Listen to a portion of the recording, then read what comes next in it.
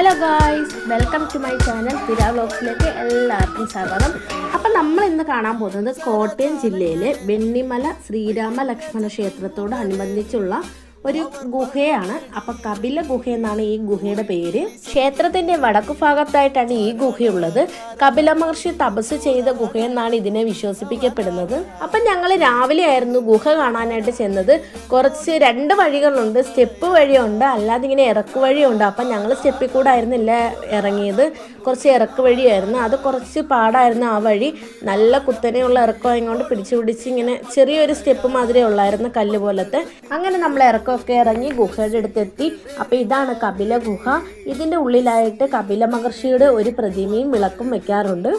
ഈ ഗുഹയ്ക്ക് കുറേ ഐതിഹ്യങ്ങളുണ്ട്. അതിലൊന്നാണ് തെക്കങ്കൂർ രാജവംശം എന്തെങ്കിലും പ്രശ്നങ്ങൾ ഉണ്ടാകുമ്പോൾ പോകുന്നതിന് വേണ്ടിയുള്ള ഒരു ഫാമോ അന്തർപാതയായിട്ട് ഉപയോഗിച്ചിരുന്നു എന്നും പറയുന്നുണ്ട്. ഗുഹയുടെ ഉള്ളിൽ കയറുമ്പോൾ തന്നെ നമുക്ക് കുറച്ചധികം ഉള്ളിലോട്ടൊന്നുമില്ല, കുറച്ചധികം സ്ഥലങ്ങളേ ഉള്ളൂ. പക്ഷെ അവിടെ നമുക്ക് നിവർന്ന് നിൽക്കാനോ പറ്റിയ സ്പേസോ കാര്യങ്ങളോ ഒന്നുമില്ല. കപില ഗുഹയെ പറ്റിയുള്ള ഐതിഹ്യം വരുന്നവർക്ക് വായിച്ചു നോക്കാൻ വേണ്ടി വെണ്ണിമലം ദേവസ്വം വക ഒരു ബോർഡ് തന്നെ ഗുഹയുടെ ഫ്രണ്ടിലായിട്ട് വെച്ചിട്ടുണ്ട്. ഗുഹയുടെ ചുറ്റിനും കുറേ മരങ്ങളും കാടും മാതിരിയാണ് നിൽക്കുന്നത്. അപ്പം ഈ വീഡിയോ ഇത്രയുള്ള ഗൈസ്. വീഡിയോ ഇഷ്ടപ്പെട്ടാൽ ലൈക്ക് ചെയ്യണം, ഷെയർ ചെയ്യണം, കമൻറ്റ് ചെയ്യണം, സബ്സ്ക്രൈബ് ചെയ്യണം. Thank you guys.